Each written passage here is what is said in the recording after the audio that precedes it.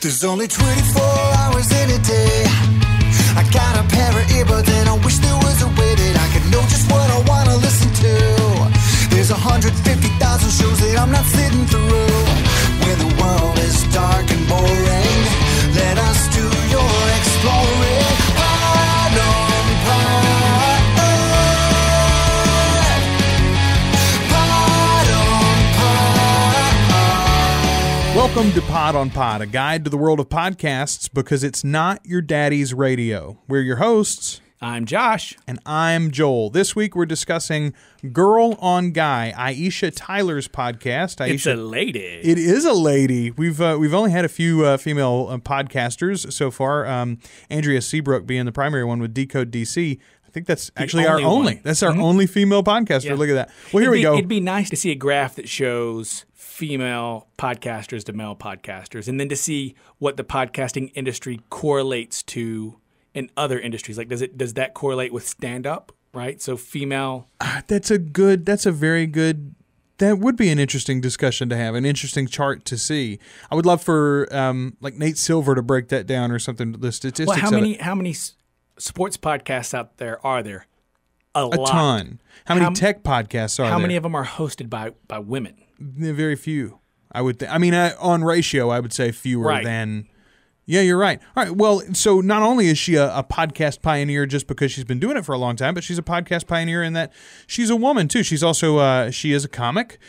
You might know her from her work on TV in shows like Ghost Whisperer. She was on the first season of that as Andrea Marino. She was also on Friends way back in the day. She played Charlie Wheeler. She was a co-host of The Talk. She's the new host of Whose Line Is It Anyway? And for quite a while now, she's been hosting her own podcast called Girl on Guy. I'm trying to see when this show was launched. July 26th, 2011. She started hosting her own weekly podcast. She interviews her favorite celebrity friends, discusses topics guys love. Hers was a name that I recognized. You didn't get the title, the implication that it's really a guy's show? I didn't go through every episode. And I was like, man, I wonder if there's one where she interviews another female. Because then it's girl on girl. That's a good question. I haven't looked at all of the archives. I don't know that she's ever had a woman on the show. But I didn't particularly think that that the questions or the interviews or how it was very male-centric. Well, she's been around quite a while. I listened to the latest episode I think I listened to was episode 129. So that's several years of podcasting there. You imagine that the show has evolved a little bit over time. My wife loves her. Really? Yeah, she didn't even know she had a podcast. And I feel like, to me, she's come into my consciousness, and it seems like she's come in just like, and has blown up. Like, she's been on so many things lately, it seems to me. And it could be simply because I started listening to the podcast and that opened my awareness. And I'm like, oh, yeah, she's done this and she's done this.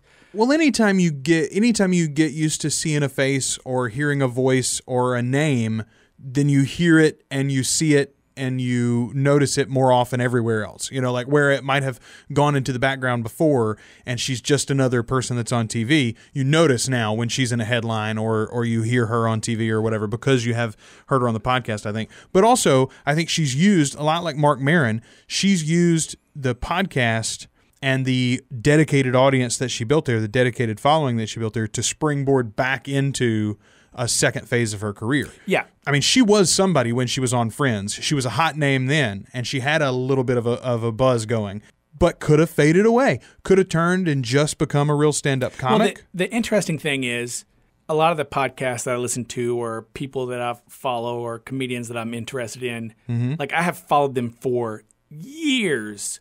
So there is a maturity to the relationship that I have to those shows, right? Yes. Like I can make excuses for something that's not funny because it plays off of something 2 years ago that they did, and that's why it's funny. There's that relationship with that show that I have. It's like watching a kid grow up, right? Mm-hmm. But for this show in particular, for some reason, it was like she just popped out to me fully formed, ready to go. Yeah, a little bit. I can see that too. I I did not remember her from Friends way back in the day. I had not seen her in anything else, or noticed her at least in anything else. And although I have seen her in things over the years, like for instance, she was in an episode of Boston Legal. I know I saw that episode. She was in an episode of 24. I'm sure she was in 7 episodes of 24, as a matter of fact. I know I watched that. What made me take notice of her, the first context that I took her in, was as a prominent female podcast host. She's very outspoken about podcasting. She's very outspoken in support of it. Do you think that the reason she's outspoken about it is because she's a black female comedian? And what a way, like my favorite thing about podcasting is you can get your voice out there. You can say what you want to say. If she's going out trying to get roles, she doesn't have to rely on a writer or a casting agent. Right. Like she's going to get a very narrow vein to get those roles, but through podcasting, she's free to explore and do what she wants and say what she wants. And I wonder if that's why she's such a supporter of it. I think that's entirely possible. And boy, what a great pitch for podcasting right there. You're free to do what you say, do what you want, and say what you want. What we're doing here on this show, what we want to do and what we want to say is we want to review a different podcast for you every week. We want to bring you a little sample of that show so that you can know whether it's just right for you, because we think there's something for everybody in the world of podcasts. This week's show, Aisha Tyler's Girl on Guy, the way we're going to break it down is with the same 4 criteria we use for all of our shows: audio quality, host likability, production values, and then the content itself. So let's get right to the audio quality first. She's recording this show, and this is interesting because it is a professional show. She does have advertisements. This is part of her job, so to speak. She records the show with 2 mics straight into an iPad. Yeah. She edits it right there on the iPad, and or maybe she offloads to a computer, but most of the production and definitely the capturing of the audio is done there. Even now, after years of doing it, she still has done it that way. Most people, maybe they start with a simple setup and eventually they build their own studio or something. Well, the current audio quality of Girl and Guy, I'm happy with, but I don't know how far back you went. She's switched different mics and she's tried different things throughout the time. All right, maybe some of them aren't always great. Like I said, the latest I listened to was Paul Gilmartin, episode 129, which is fairly recent. It's a couple months back, I think. But you compare this to, and I hate to use him always as an example, but Mark Maron's a great one. He built himself a full production studio pretty much in his garage. There is a difference in the sound.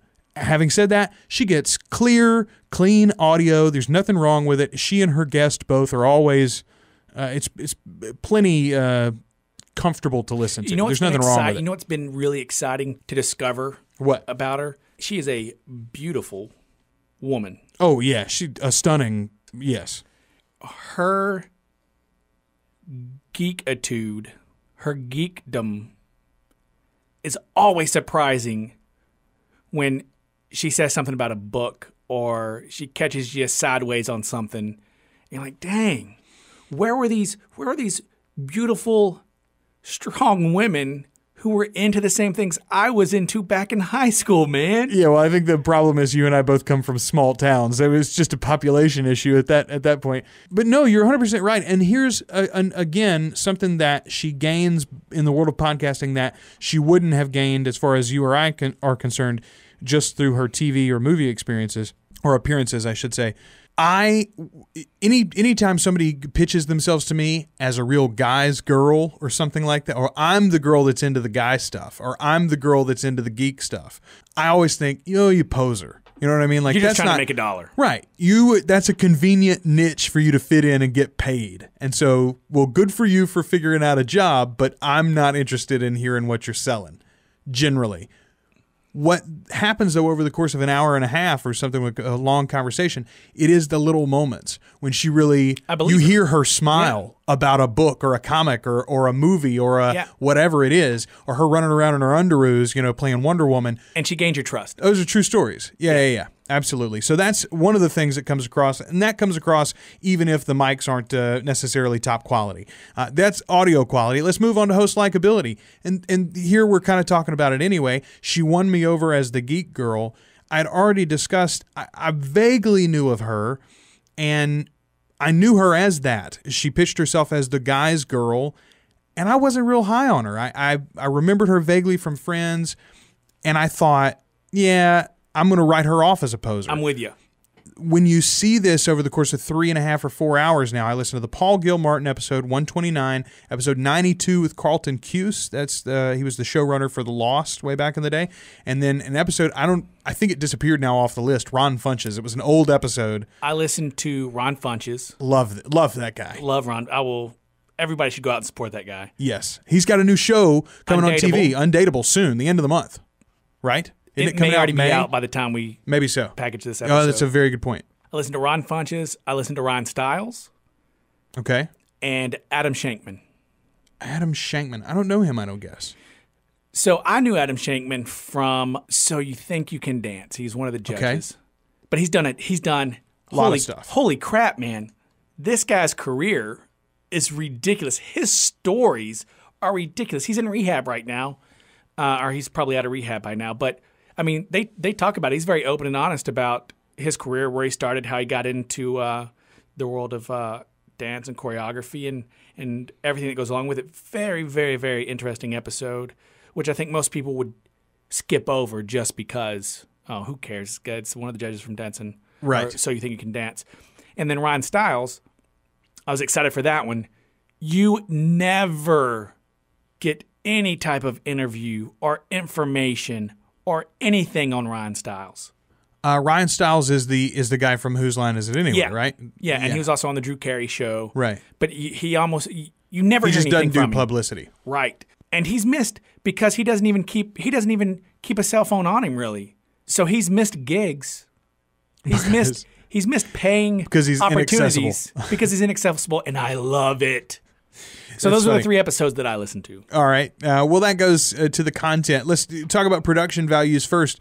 It's bare minimum. Love it. As described above, her recording setup would pretty much dictate it. You know, this is a mobile recording situation. She's got iPad straight in, or mic straight into the iPad pretty much on a little mixer. I don't mind it. It is my preferred podcast production style. This is the way that you would do it if you were doing it.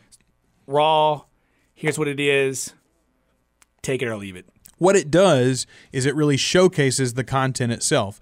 You and I both listened to some interesting people. Carlton Cuse was a great interview. She was a big fan of Lost, of that whole phenomenon, the show and everything surrounding it. So she got to geek out a little bit about that. They talked about what it was like having had a long successful career in TV, but never having had a big breakaway hit. And then suddenly he and Damon Lindelof are like thrust into the forefront and the spotlight, where everybody knows your name and everyone's talking to you, and you as the showrunner on a TV show are showing up on Jimmy Kimmel and on the Tonight Show, every night because people want to know what's going on in your life. It was a weird situation. That was an interesting interview. Ron Funches, we already have talked about what a great guy he is, and he opened up to her about some stuff that I didn't know, stuff about he's a single father, and there were kind of a few experiences there that he and I share in common, and it was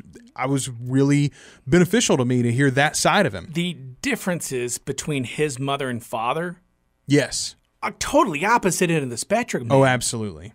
And speaking of mothers, that was the Paul Gilmartin episode, and you got to go back and listen. You know who I'm talking about, Paul Gilmartin from Dinner and a Movie way back in the day on TBS. Yeah. A great comedian in his own right. I remember him from Dinner and a Movie, yes, but I also remember him from the Bob and Tom Show. He would go on the Bob and Tom Show on the radio a lot. Did you ever listen to that show? Yeah. Okay. And he would do like humorous poetry and things like that. Lots of fun stuff.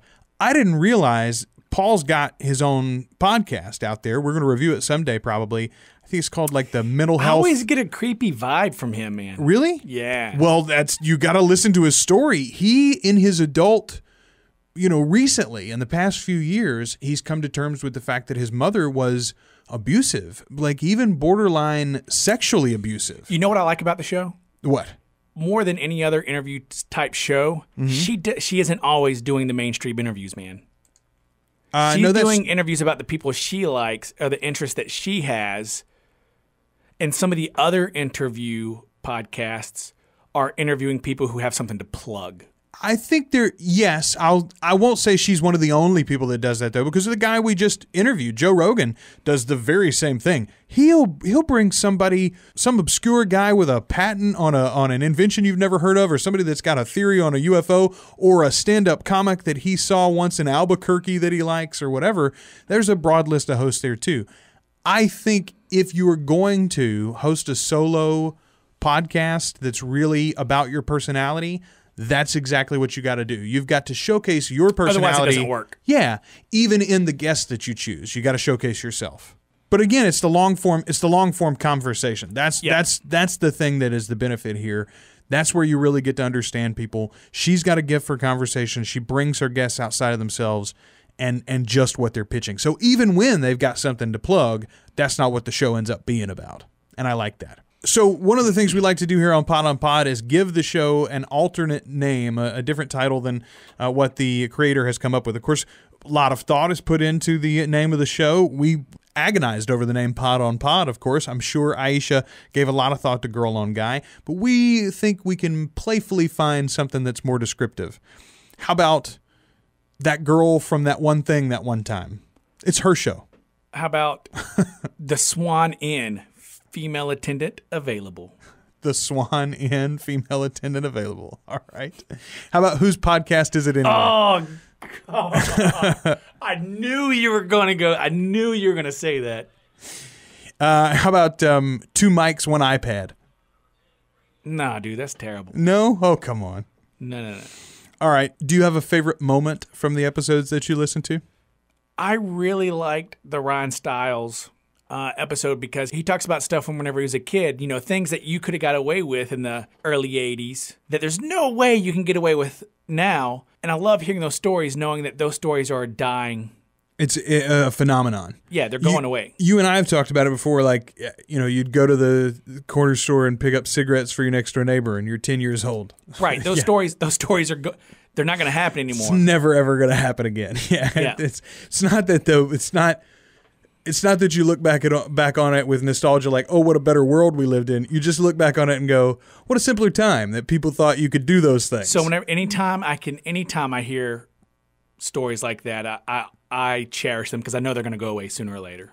I loved the whole discussion with Paul Gilmartin talking about his realization of the depth of the dysfunction in his and his mother's relationship. He knew, and he talks about it in the show, even as a kid, he knew that his mother something was wrong in the way that she treated him.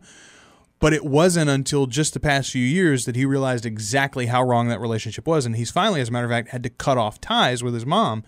It's not like I don't have a sick and twisted relationship with my mother, but because of that baggage that he had as a kid, some of the malfunctions and dysfunctions of the adult Paul Gilmartin, I actually, as he discussed them, I was like, oh, well, I do that. And I wonder if I address this core issue of anger or whatever, as Paul was just talking about. Anyway, that discussion opened up a lot of things about me emotionally and stuff. And I love hearing other people's experiences spoken open and honestly. And you can't get that anywhere other than podcasting, I don't think. Not right now, anyway. So that's my favorite moment. So let's rate the show. All right, then.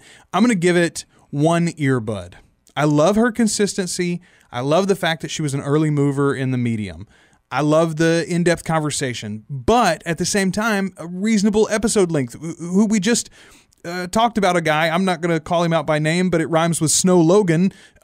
He has these 4-hour episodes that are epics. Yeah. You can't have that. Her episodes are an hour and a half, and yet she still is able to get there with the guest. And I think that is really, really something to applaud. I love the breadth of guests that she gets, too. You talked about that already. So for all of that, I'm giving her 1 earbud. She's not my favorite host in the world. I'm probably not going to listen every week, but I will stay subscribed. And from time to time when I'm interested in the guest, this is definitely one I'm going to tune into. So here's how I come up with how I rate a show. Okay. The only way you're going to get 2 earbuds out of me is if it's a show I'm listening to every week. And then I go down from there based on how often I'm going to listen to the show. I'm going to give her 1.5 because I feel like I'm going to listen to it more often, even if it's not somebody that I know, because I think it's going to expose me to a lot of people. It's going to expose me to a lot of people that I don't know I'm going to enjoy. Does that make sense? Yes. Yeah, I think that's very fair. Because her experiences and her voice are different than your own.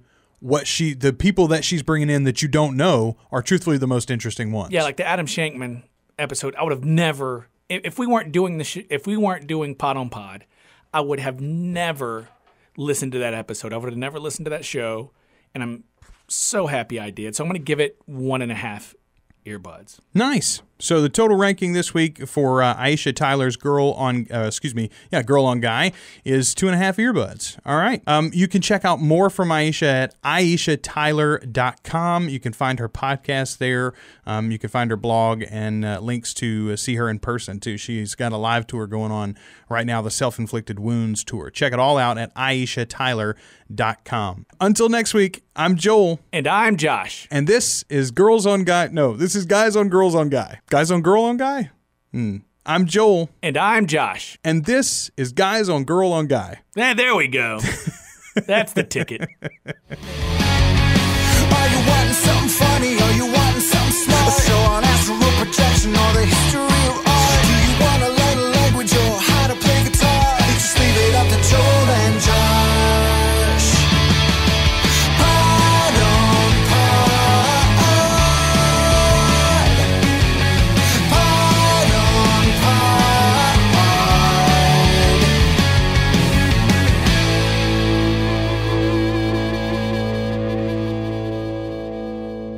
Pod on Pod is a proud member of the Procast Network, a ProCreate production. ProCreate is a community of artists in film, music, the digital arts, and fine arts that helps connect and collaborate on projects. You can find out more at www.teamprocreate.com.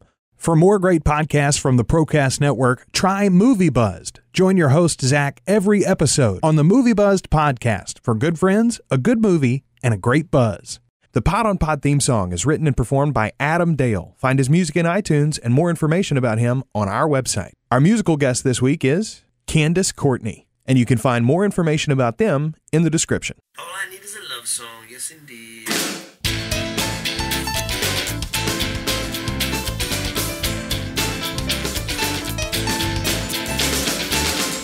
All I need is a love song to bring you back to me. Don't know when it went wrong. I need you here with me. Every night and every day seems like time is wasted, but it's not instead. It's every dream I had, every dream I knew, all are coming true, all because of loving you.